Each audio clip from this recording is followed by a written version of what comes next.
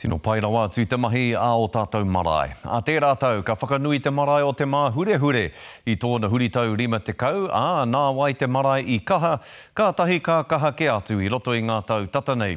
Nō te rānei i whakamanuhiri ai te marae i te tāhuhu rangapū o Airbnb.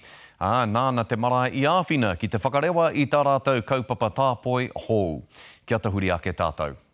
Kei wara! Kei wara! Kua hua ki ngā tātou ki te ao. Hei tā te hea mana o te marae he whakatinanatanga tēnei i ngā ōhaki o rātou mā. I can just see that our tūpuna, my mum and dad, will be so rapt to see what we're accomplishing here.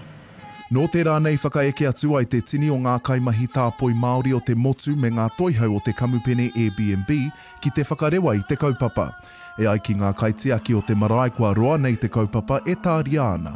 This venture, of course, today, Te Mahururi Cultural Experience, it's been in the making for 2 years, and a light bulb came on about 2 years ago from a gentleman that came here and said, goodness me, this is an awesome venue.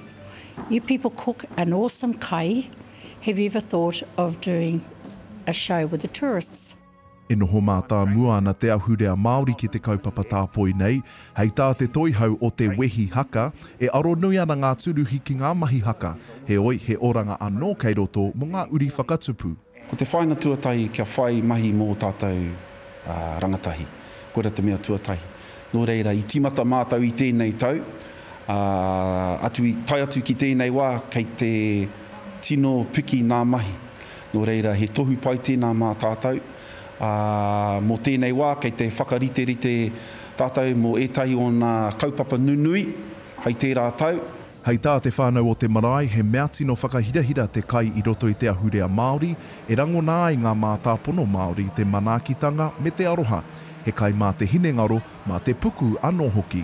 Our manaaki, the way of looking after our manuhiri, and food is foremost, because things don't function out the front without the back running beautifully. The kai is most important.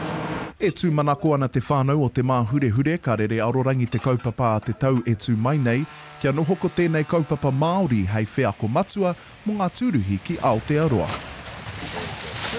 Whatitiri te wake, te karere.